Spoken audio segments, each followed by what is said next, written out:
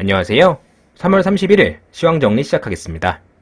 오늘은 제가 구독자분들께 좀 감사의 말씀을 좀 먼저 드리고 시작을 하자면, 제가 이제 드디어 구독자 1000명을 돌파를 하고 광고가 붙기 시작을 했습니다.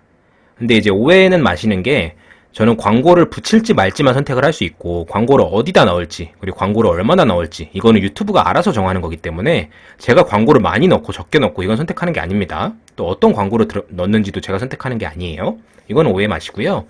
그 다음에 이제 광고를 넣게 되면 그러니까 이제 수익 창출 조건이 구독자 1000명이랑 그 다음에 시청 시간 4000시간을 넘어야 되거든요. 근데 이제 일반적으로 그 조건이 충족이 돼도 한 달에서 많이 걸리면 한 3달씩 걸리는 분들도 계신데요. 광고 붙기까지. 심사 기간이 그렇게 걸리는데, 저 같은 경우는 하루 만에 이게 승인이 났어요. 그래서 왜 그런가 고민을 해봤는데, 요즘에 빨리 나는 것도 있을 것 같긴 한데, 저는 이제 구독자는 이번에 1000명을 돌파를 했지만, 근데 이제 전 시청 시간은 4000시간 돌파한 지 꽤 오래됐어요. 한 3주 넘은 것 같아요. 한 달 정도 된 것 같은데, 그 이유가 저는 충성 고객층이라고 해야 될까요? 그 제 구독자분들께서 계속해서 시청해주시는 그 빈도가 굉장히 높더라고요. 그 시청 통계가 저한테 이제 쫙 뜨는데, 다른 채널, 그러니까 제 지인들 채널 같은 경우는 보니까 구독자 대 비구독자 시청 그 통계가 구독자 3에 비구독자가 한 7 정도 되더라고요. 그러니까 시청은 하되 구독은 안 하는 그런 빈도가 굉장히 많은데, 저는 구독자 6에 비구독자가 4 정도 돼요. 그러니까 구독자 빈도가 훨씬 높은 거죠, 저는. 그러니까 이제 구독자분들께 굉장히 감사하다는 말씀 드리고, 제가 많이 부족하지만 그래도 좋게 봐주시고 꾸준히 이렇게 시황 정리하는 거 매일매일 체크해 주시고 영상으로 확인해 주신다는 말씀이니까 제가 감사히 생각하고, 시간 날 때마다 제가 요즘에 매일매일 못 올려드리고 있지만 그래도 못해도 이틀에 한 번, 그리고 일주일에 한 3-4번씩은 그래도 5영업일 중에 최소한 3일 이상은 올려드릴 수 있도록 그렇게 꼭 시간 내서 노력을 하도록 하겠습니다. 이렇게 감사 말씀 드리면서 오늘 시황 정리도 시작을 해보도록 할게요. 오늘은 어제 좀 증시가 많이 좋았는데 제가 어제 너무 바빠가지고 영상을 준비를 못했고요. 어제 바쁜 것도 있었고, 제가 응원하는 그 여자 배구팀이 어제 우승을 해가지고 그거 보느라 하필 또 5세트까지 가는 바람에 제가 영상을 미처 올려드리지 못해서 죄송합니다. 어쨌든 기분 좋게 어제 응원을 했고요. 그래서 증시도 어제 많이 올랐고, 이따가 말씀드리겠지만 외국인 선물 매수세도 굉장히 강했어요. 그래서 제가 기분이 좋았는데 오늘 그걸 좀 어느 정도 반납을 하면서 하락이 좀 나왔습니다. 그래서 좀 아쉽긴 했지만 어쨌든 그래도 지금 우리 장 마감한 후에 흐름이 나쁘지 않습니다. 그래서 그것도 이따 같이 한번 지켜보도록 할게요. 코스피는 오늘 0.3% 정도 하락하면서 3061로 마무리가 됐고요. 상승 종목이 하락 종목보다는 조금 더 많았습니다. 코스닥 같은 경우는 0.2% 하락하면서 코스피랑 흐름 자체는 비슷했고요. 상승 종목이 하락 종목보다 좀 적었네요. 코스닥은 하락 종목이 좀 더 많았습니다. 흐름을 시간대별로 보시면 전반적으로 비슷했지만 요 낙폭이 코스닥이 조금 더 커 보였죠. 근데 막판에 코스피는 동시호가 때 집어 던졌고 외국인들이 좀 많이 던졌습니다. 그리고 코스닥 같은 경우는 동시호가 때 좀 들어 올리는 모습이 나오면서 그 낙폭 자체는, 그러니까 오늘 하루의 낙폭 자체는 0.3%, 그 다음에 0.2% 큰 차이 없이 이런 움직임을 나왔고요. 요 수급도 한번 보겠습니다. 수급 보시면 외국인들이 시초에는 괜찮았어요. 순매수로 들어왔고, 장 마감할 때까지도 점점 이제 파는 물량이 많아지긴 했지만 순매수였다가 장 마감할 때쯤 한 번에 확 던졌습니다. 요 시간대별로 보시면 이게 더 확실한데, 계속 순매수였다가 동시호가 때 그냥 확 던져버렸죠. 그래서 이때 뭐가 있었나 싶기는 한데 잘 모르겠습니다. 얘네들이 뭐 분기 실적 마감한다고 그냥 던져버렸나 싶기도 하고요. 정확히 이유는 제가 파악을 좀 잘 못했어요. 그래서 뭐 이런 일이 있었다, 장중에는 괜찮았는데 장 마감할 때쯤 확 던져버렸다, 뭐 이런 거 확인하시면 될 것 같고, 기관들도 그냥 계속 팔다가 마지막에 기관들이 그 물량들을 받았어요. 코스닥은 외국인들이 특별히 뭐 마감할 때 확 던지는 그런 움직임은 없었고요. 기관들은 막판에 이제 좀 사는 모습이 나왔죠. 그 다음에 코스닥에서도 외국인들이 좀 파는 모습이 나왔고, 선물이 시초에 한 2천억 정도 순매수가 또 나오더라고요. 어제 이제 순매수가 한 5천억 이상 나왔었거든요. 그랬다가 이제 막판에 어느 정도 이제 단타를 치면서 얘네들이 순매수가 3천억 이상으로 마무리가 됐는데, 이 기간별로 한번 볼게요. 말 나온 김에 보시면은 선물로 볼게요. 외국인들이 어제 5,800억으로 나와 있네요. 네, 어제 7천억 이상 매수를 했었구나. 장중에 이제 7천억 이상 매수를 해가지고 저는 되게 기분이 좋았죠. 이게 이제 반등이 나오는 순간 굉장히 이제 크게 상승이 나올 가능성이 있다. 그러니까 요 매수 물량이 얼른 쌓여야 된다라는 말씀을 드렸었는데 요렇게 매수 물량이 강하게 쌓이는 모습이 나왔고 이게 시초에 플러스 한 2천억 정도까지 올라갔었어요. 바로 한번 확인해 볼게요. 외국인들이 지금 여기가 1,000억 라인이죠. 그리고 한 2천억 정도까지 올라갔었습니다. 제가 확인했었기 때문에 지금 요것 때문에 잘 안 보이는데 2천억 정도 갔었어요. 확실합니다. 제가 봤었어요. 아닌가? 맞는데? 어쨌든 한 1,000몇백억, 2천억 정도 갔었어요. 제가 이거 확인했으니까. 그랬는데 이게 막판에 얘네들이 계속 이제 막 이걸 팔더니 아쉽게 좀 계속 매도로 가서 결국에는 순 매도로 끝났죠. 그래서 이게 조금 개인적으로 아쉽습니다. 오늘도 좀 순매수를 지켜줬으면 너무너무 좋았을 텐데 근데 어쨌든 어제 얘네들이 한 7천억 이상 순매수를 했었다가 그래도 이제 한 거의 6천억 가까이 그 매수세를 유지를 했다는 거는 굉장히 긍정적인 신호잖아요. 그래서 일단은 매수세가 붙었고 요때 이제 수익 창출한 걸 좀 약간 매도를 통해서 수익 실현을 했다. 그리고 그 이후에 요걸 통해서 이제 일단은 매수 쪽이 조금 더 우위가 있을 거예요. 제가 정확하게 따져본 건 아니지만 그리고서 지금 요걸 통해서 이 이후 움직임이 굉장히 중요합니다. 얘네들이 매도 물량을 더 쌓아간다면 당분간은 좀 어려울 수도 있어요. 좀 이따 보여드리겠지만 삼성전자 실적이 결국 좋아야 우리나라 증시는 같이 가거든요.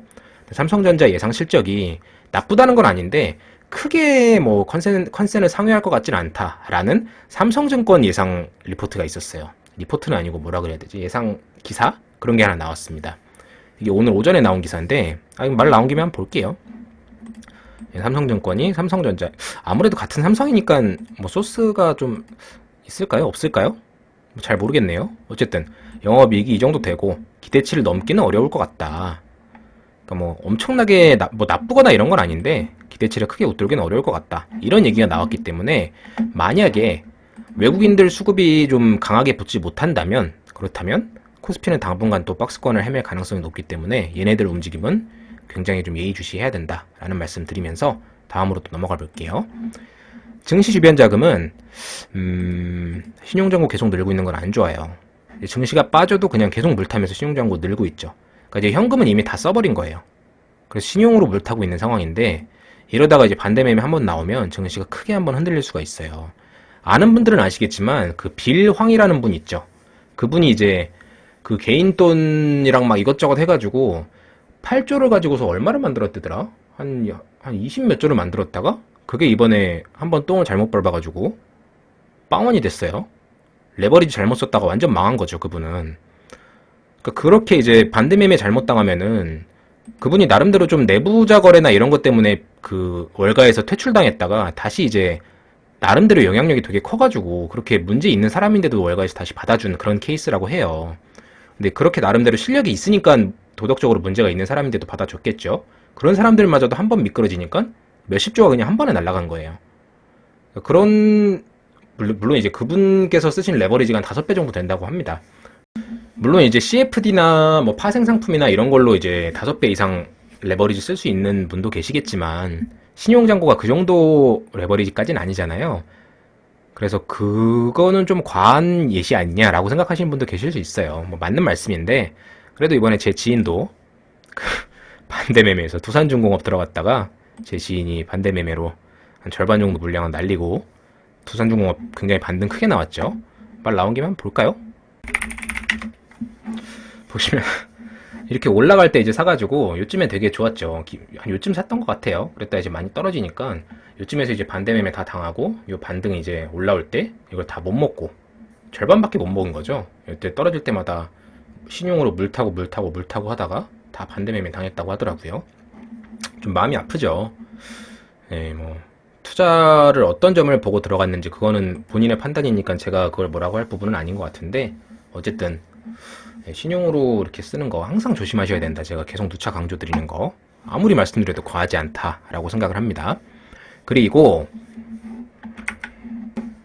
우리 옵션 포지션도 한번 봐야죠. 일단은 외국인들이 매도 쪽으로 물량이 많이 쌓여 있었다고 말씀드렸잖아요. 근데 지금 증시가 상승을 했죠. 그래서 얘네들이 지금 손실 구간이라고 지금 나오고 있는 것 같아요. 그 선물로 이렇게 봤을 때는 아직 손실 구간이다.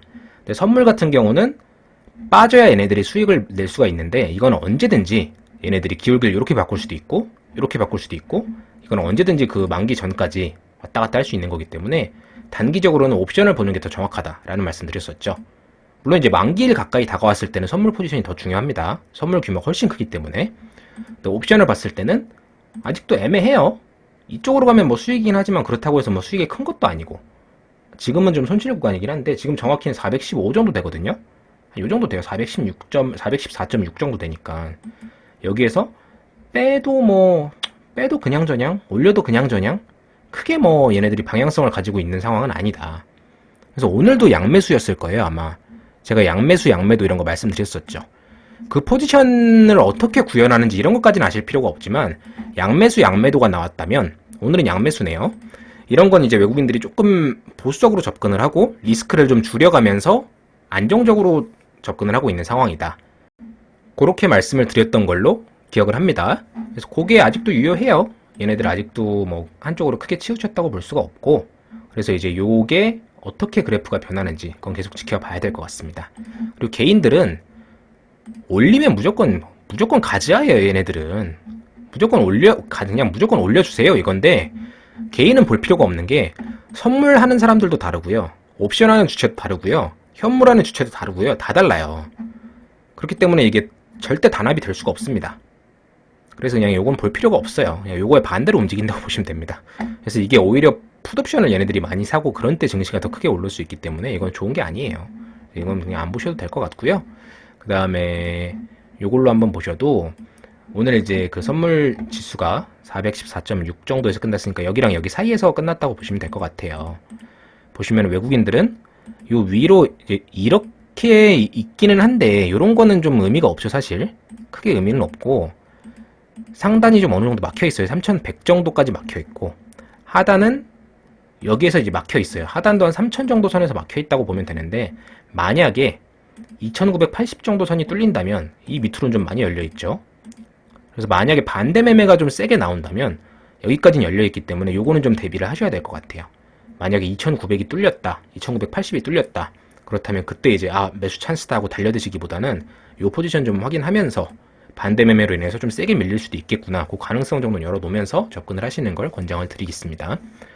얘네들도 이걸로 이제 큰 수익을 내려고 일단 여기서 쌓아놓은 건 아니고, 이걸로 인해서 만약에 떨어지면 수익을 좀 어느 정도 해칭을 하려고 쌓아놓은 물량이겠죠. 그렇죠?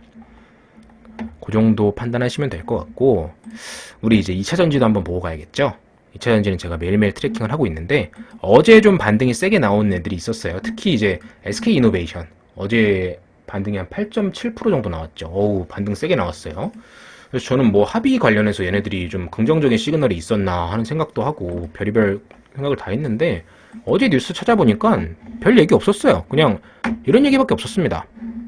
어딨냐, 이거밖에 없었어요. 어제 나온 얘기가 미국 사업 철수할 가능성이 있었다, 이런 얘기가 있는데, 미국 사업을 철수를 하면요, 그러니까 이거 철수를 하는 걸 호재라고 판단을 하시는 분들이 있어요. 물론 이제 주가가 상승을 했지만 이게 지속적으로 갈 수 있는가랑은 또 다른 문제거든요. 근데 미국 사업을 철수를 하는 걸 호재라고 생각하시는 분들은 너무 행복회로라고 저는 개인적으로 생각을 합니다. 이게 왜 그러냐면, 미국 사업 철수하는 게 호재라고 생각하시는 분들의 논리는 유럽 쪽에다 팔면 된다라고 말씀을 하시는데, 유럽 쪽에도 못 팔아요. 정상적으로 팔 수가 없습니다. 왜 그러냐면 LG화학이 유럽 쪽에도 당연히 소송을 하겠죠. 여기 보세요. 여기 손해배상, 일단은 얘네들이 합의를 못 하잖아요. 그러면 손해배상 해야 돼요. 합의 안 하면 그냥 미국에서 철수할게, 이걸로 끝이 아닙니다. 손해배상 해야 돼요. 손해배상은 당연히 해야 되고, 그 다음에 유럽 쪽에도 얘네가 우리 거 기술 빼가서 그 빼간 기술로 장사하고 있다라고 이제 소송할 거예요. 그리고 미국 쪽에서 이미 기술 빼간 거 인정을 했기 때문에 유럽 쪽에서도 그걸 인정받을 가능성이 굉장히 높습니다. 그리고 만약에 소송이 진행이 된다면 그 기간 동안 SK는 정상적인 고객 유치를 할 수 없을 가능성이 매우 높아요. 설령 이제 유럽에서 그 기술 빼간 거 인정을 안 하고 SK 손을 들어준다고 할지라도 그 소송 기간이 굉장히 길어질 거란 말이죠. 뭐 한두 달 만에 판결이 날 가능성이 없잖아요. 최소한 한 1, 2년 이상 갈 텐데. 그럼 그 기간 동안 고객사 유치를 할 수가 없어요. 당연히 영업에 지장이 가겠죠. 그렇기 때문에 단순히 미국 사업 철수하고 그냥 몰라, 나 배째 합의 안 해 라고 얘기한다고 하는 게, 유럽에서 장사하면 돼, 이게 뭐 분리막 공장 유럽에다 짓겠다 뭐 이런 기사 때문에 그렇게 단순하게 생각하시는 것 같은데, 단순하게 그렇게 생각하실 만한 그런 게 아닙니다. 그래서 일단은 SK이노베이션이 뒤로 지금 이번에 그 자회사 상장하는 것도 있고요. 그 다음에 이제 뭐 루브리컨츠나 이런 알짜배기 자회사 이런 애들 지분도 매각을 하고 있고 그런 식으로 지금 돈 실탄을 마련을 하고 있습니다. 그래서 제 생각에는 결국에는 이제 합의를 할 거예요. 합의금을 어떻게든 줄여보려고 지금 배짱을 부려보는 것 같고 좋은 방향은 아니라고 생각을 합니다. 저는 그냥 전공법으로 미안하다라고 얘기하고 그냥 하는 게 더 좋다고 생각을 하는데 뭐 그 판단은 제가 할 부분은 아니니까요. 어쨌든 이게 지금 3조 얘기를 하고 있잖아요. LG가 지금 기사에서 제일 많이 나오는 게 3조 정도인데 근데 이제 SK가 지금 열심히 일해봤자 3조 줘버리면 우리가 배터리 영업해봤자 남는 게 너무 없다. 그래서 3조 못 주겠다. 지금 이 얘기를 하고 있는데 아니 자기들이 기술 베끼다가 걸렸다고 지금 판결이 났는데 지금 그 사정을 LG화학이 봐줄 만한 그런 이유는 전혀 없잖아요. 그렇기 때문에 일단은 좀 그렇습니다. 제가 보기엔 모양새가 아주 안 좋아요. 그래서 저는 굳이 제가 계속 말씀드렸던 부분 있죠. 이런 리스크를 지고 있는 회사에 굳이 투자하실 만한 요인이 저는 보이지 않는다. 근데 이거 말고 다른 요인으로 투자하고 계신 분들은 그분의 판단은 당연히 존중합니다.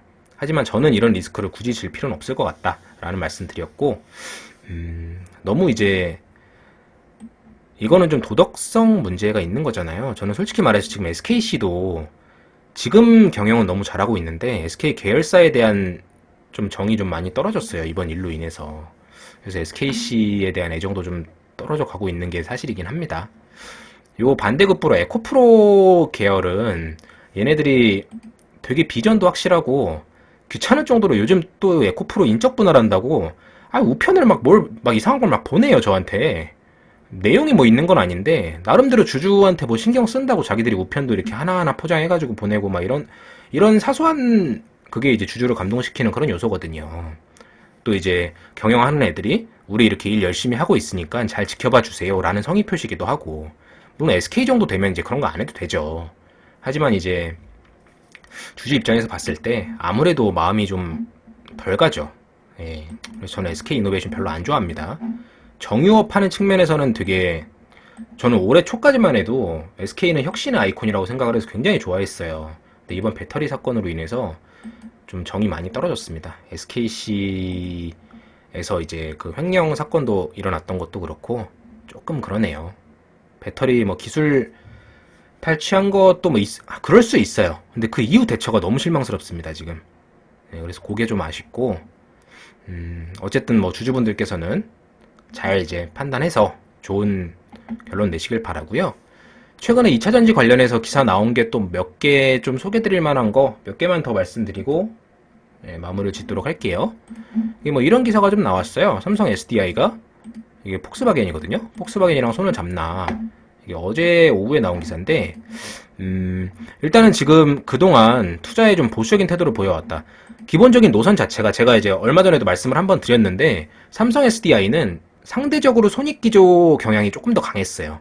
LG화학이나 SK이노베이션은 LG화학은 점유율 경쟁을 통해서 세계 1위라는 상징성을 얻고 싶어 했고 SK이노베이션은 후발주자다 보니까 점유율이 좀 낮았어요. 그래서 네임밸류가 좀 떨어져요. 그래서 시장에서의 영향력, 그 다음에 본인들의 이름 그 네임밸류를 알리고 싶었기 때문에 가격을 좀 쳐서라도 입찰에 좀 싸게 참여해서 어떻게든 그러니까 폭스바겐 같은 애들은 되게 큰 계열사잖아요. 그런 쪽 입찰을 따내가지고 점유율을 늘리고 싶어하는 그런 욕구가 컸고요. 삼성 SDI는 굳이 그럴 필요 없다. 뭐하러 그렇게 돈도 안 되는 장사 뭐하러 하냐. 우리는 열심히 이렇게 개발한 거 돈 벌려고 하는 거지. 우린 그러고 싶지 않다. 라고 얘기해서 그런 저가형 입찰은 참여를 안 하는 상대적으로 그런 움직임이 좀 있었습니다. 그래서 이제 삼성 SDI는 폭스바겐 쪽에 관심이 없을 거다. 폭스바겐이나 그 다음에 뭐 테슬라나 이런 애들이 이제 저가 입찰, 그러니까 그 하부 계열사에다가 절대 이제 마진 안 챙겨주는 걸로 유명하거든요. 점유율만 좀 주는 거지 마진을 지들이 다 먹는 걸로 유명해요. 그래서 이제 입찰 참여 안 할 거다라는 그런 전망이 좀 강했어요. 그래서 이제 폭스바겐이 이제 배터리 이제 LG화학이랑 SK 거 이제 안 쓴다고 얘기를 했음에도 얘네가 반사 수혜로 이제 주가가 좀 많이 오를 법도 한데 거의 반응이 없었죠. 그런 이유였는데 어쨌든 그 각형 배터리 이제 전략에 따라서 이런 가능성이 나왔지만 반응이 없었죠. 근데 이제 지금 최근에 이런 기사가 나오면서 어제 이런 기사가 나오면서 미국 쪽에다가 질 가능성이 높다 이런 얘기가 나왔습니다. 그래서 만약에 삼성 SDI도 이쪽에 좀 뛰어들겠다고 얘기를 한다면 그렇다면 이거는 좀 나름대로 주가에 영향을 미칠 수 있는 그런 상황이 좀 있지 않을까라고 생각을 하고요. 그 다음에 노스볼트가 지금 최근에 우리나라 소부장, 그 배터리 소부장 업체에다가, 아니, 그 소재 업체에다가 이렇게 쿡 찌르고 다닌다는 소문이 좀 있어요. 그래서 LNF가 그걸로 인해서 좀 반응이 오고 있는 상황이죠. 근데 실제로 LNF다라고 밝혀진 건 아닌데, 어쨌든 그것 때문에 지금 LNF가 최근에 주가가 반응이 조금 있었어요. 그래서 그것도 하나의 영향이 좀 될 수 있을 것 같다. 그 정도 참고로 하시면 될 것 같습니다. 어쨌든 삼성 SDI도 지금 이제 규모를 확대하는 계획을 추진하고 있다라는 정도, 그 정도 참고하시면 될 것 같고, 삼성 SDI 규모가 커지면 제가 이제 좋아하는 에코프로 BM도 당연히 규모가 좀 커지겠죠. 그 에코프로 BM이 폭스바겐이 쓴다는 뭐 하위만간 양극재 개발. 지금 폭스바겐 그 이슈가 터지면서 배터리가 좀 약세가 나온 흐름은 맞기 때문에 폭스바겐이랑 그 연결한 기사가 좀 나오고 있네요. 근데 어쨌든 에코프로 BM은 지금 전고체형 배터리 들어가는 양극재. 그러니까 지금 양극재 쪽은 전 세계적인 기술력을 가지고 있기 때문에 그 완성 배터리 있잖아요. 셀 배터리. 그러니까 셀 업체들. 걔네들이 만약에 전고체 배터리 기술을 확보를 못해서 그 주도권이 다른 데로 넘어가더라도 이런 식으로 이제 소재 업체들은 리스크가 상대적으로 적어요. 그렇기 때문에 이제 여러분들 2차전지에 아직도 투자 포인트가 유효하다고 생각하시는 분들은 지금도 이제 저는 소재 쪽으로 집중을 하셔야 된다고 생각을 합니다. 뭐 2차전지, 그러니까 금리가 오르면서 기술주가 약세를 보이고 성장주가 약할 것이다 라고 생각하시는 분들은 굳이 이제 2차전지 쪽 안 보셔도 되죠. 근데 2차전지 투자 포인트가 아직도 유효하다고 생각하시는 분들은 소재 쪽으로 좀 집중하실 필요가 있습니다. 실제로 보시면은 에코프로 BM이 뭐 크게 상승한 건 아니지만 이틀 동안 한 5% 정도, 4% 정도 상승을 했죠. 이때부터 바닥부터 보시면은 그래도 좀 제법 반등이 나왔어요. 에코프로 BM도. 그다음에 SKC는 보시면은 상승폭이 꽤 큽니다. 어제도 한 5.3% 정도 올랐고 LNF도 꽤 많이 올랐죠. 그러니까 이런 식으로 반등이 제법 나오고 있어요. 셀 업체에서는 SK이노베이션이 좀 어제 그 리포트가 좀 나오면서 이게 리포트 영향이거든요. 20만원 밑은 너무 싸다라는 리포트가 하나 나왔어요. 그 영향이고 전반적으로 이 완성 배터리 업체보다는 소재 쪽이 더 지금 움직임이 강하기 때문에 요거는 좀 눈여겨보실 필요가 있다. 그 말씀 다시 한번 드리겠습니다. 지금 일진모티도 강하죠. 요 완성 배터리보다는 소재 쪽이 더 강하다. 솔루스 첨단 소재는 조금 더 약한 거, 좀 약하긴 하네요. 다른 것보다는. 어쨌든. 그리고 에코프로는 제가 그냥 꼽사리를 하나 껴 넣었는데 계속 약하다가 오늘 좀 반등이 나와서, 요거는 계속 제가 예의주시하고 있습니다. 오늘도 우편물을 뭐 하나 보냈더라고요. 뭐 특별한 내용은 없는데, 얘네들이 뭐 나름대로 뭐 한다. 그렇다고 뭐, 얘네들이 뭐, 새로 청약을 하니까 우리한테 돈 좀 주세요. 막 이런 내용도 아니에요. 그냥 우리 인적 분할합니다. 이 얘기 그냥 또 그냥 우편으로 보낸 거예요. 별것도 아닌데 뭘 계속 보내요. 그래도 뭐 안 보내는 것보다는 신경 써주는 것 같아서 기분이 나쁘진 않더라고요. 어쨌든 에코프로 BM 어제 나온 기사입니다. 에코프로 BM은 이제 양극재 신기술도 앞서 나가는 그런 기술도 개발을 꾸준히 하고 있다. 그래서 이런 기사들 잘 체크하시면은 본인이 이제 투자하고 있는 회사에 대한 움직임이 어떻게 진행이 되고 있는지 그런 거 잘 체크를 하시면 될 것 같습니다. 그래서 일단은 뭐 최근 주가가 생각보다는 반등이 세게 안 나온다고 해서 전혀 실망하실 필요가 없어요. 이런 거 확인하시면은 전혀 뭐 회사 움직이는 방향 이런 거에 문제될 게 없으니까 주가가 반응이 안 나오면 그건 오히려 기회가 되겠죠. 그렇게 생각하시면 될 것 같습니다. 그리고 마지막으로 이제 선물지수 현황 살펴보면서 영상 마무리 짓도록 하겠습니다. 어제 나스닥 지수랑 뭐 전반적으로 좀 약했죠. 근데 이제 지금은 반등이 나오고 있고, 뭐 아까는 이것보다 더 많이 안 좋았는데 지금 그래도 우리 장 끝나고 나서 반등이 나오고 있습니다. 어제 가장 하락폭이 좀 심했던 나스닥은 상승폭이 더 세고요. 근데 빅스 지수가 빨간불인 건 썩 좋은 신호는 아니네요. 근데 어쨌든 이것도 좀 하락으로 지금 반등이 나오고 있는 상황이고, 보시면은 나스닥 선물이 어제 좀 빠졌죠?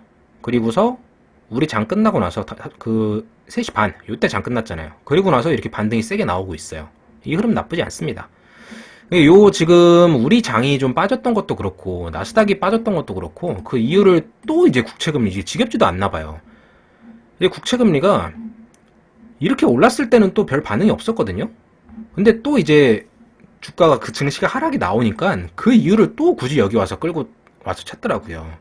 근데 이제 어쨌든 여기서 이제 이렇게 국채금리가 상승을 하니까 그것 때문에 우리 주가가 빠졌다라고 설명을 했는데 그게 맞는지를 한번 지켜봐야죠. 요때 이제 3시 반 요때가 이제 우리 증시 마무리가 된 시점이었는데 요 이후로 조금 이제 빠지는 움직임이죠. 그래서 이게 조금 더 하락이 나오면 더 좋겠는데 어찌됐든 전반적으로 채권 수익률은 조금씩 우리 그 순우리말로 이제 신압으로 상승을 할 수밖에 없겠죠.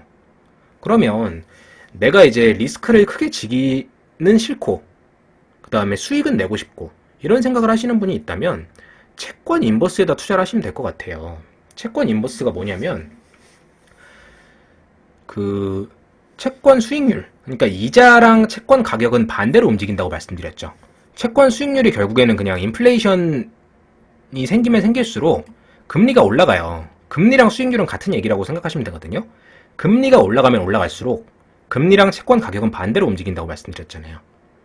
그러니까 어쨌든 여기서는 지금 뭐 실질 금리는 마이너스 수준이거든요. 그 마이너스에서 더 밑으로 빠질 수는 없잖아요. 결국에는 금리를 인상을 할 거고 언젠가는.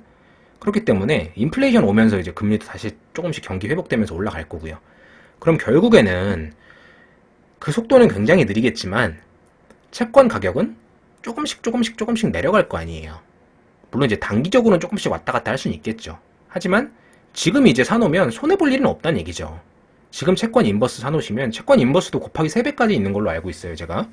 그래서 그거 사놓고 그냥 묻어 놓으세요. 장기적으로 그냥 묻어 놓으실 분들은, 안전하게 이제 갖고 가실 분들은, 그런 분들은 이제 지금 사놓고 한 30%는 먹을 수 있겠네요, 제 생각에는. 네. 그래서 그런 식으로 투자하는 것도 하나의 방법이다. 그 정도 생각하시면 될 것 같고, 저도 이제 주식시장의 이제 실적 장세, 그게 아직 한 발 남았다고 생각을 하고 있어요. 그 실적 장세가 끝날 즈음에는 그쪽으로 조금씩 옮겨 놓을 생각입니다. 그 다음에 뭐 다른 쪽 포트폴리오도 당연히 이제 옮겨 놓을 생각이지만 그것도 하나의 방법이기 때문에 그거 이제 말씀을 드렸고, 그 다음에 원달러 환율도 한번 볼까요? 환율이 좀 유의미하게 오늘 좀 하락이 나왔어요. 장 끝나고 나서 계속 위쪽에서 놀다가 오늘 요 3시 반쯤 요때잖아요. 이때 3시 반 장 딱 끝나고 그리고서 이제 하락이 확 나왔습니다.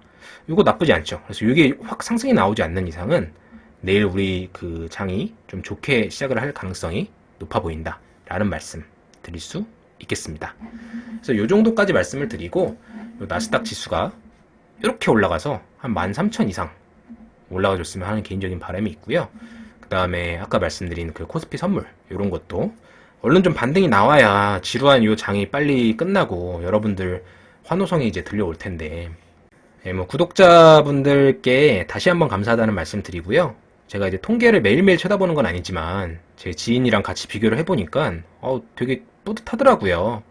일단은 제 그 시청자분들께서 제 영상을 보신 분들은 대부분 다 구독을 눌러주시고 그 다음에 꾸준히 찾아주신다는 얘기잖아요. 구독자 비율이 훨씬 높다는 얘기는.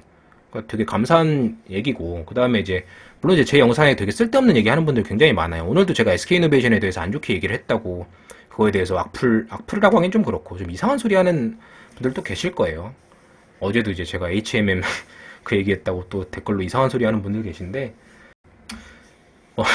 그런 분들은 뭐 본인 나름대로 열심히 투자하시고요. 제 생각이 조금 더 도움이 된다 하는 분이 계시다면 그런 분들께 좋은 또 하나의 좋은 영향이 갈 수 있다면 그걸로 저는 기쁩니다. 얼른 커뮤니티 창도 좀 활성화가 됐으면 하는 바람도 있고요. 오늘도 여러분들 좋은 밤 되시고 내일도 성공 투자하시는 그런 하루가 되기를 기원하겠습니다. 오늘도 감사합니다.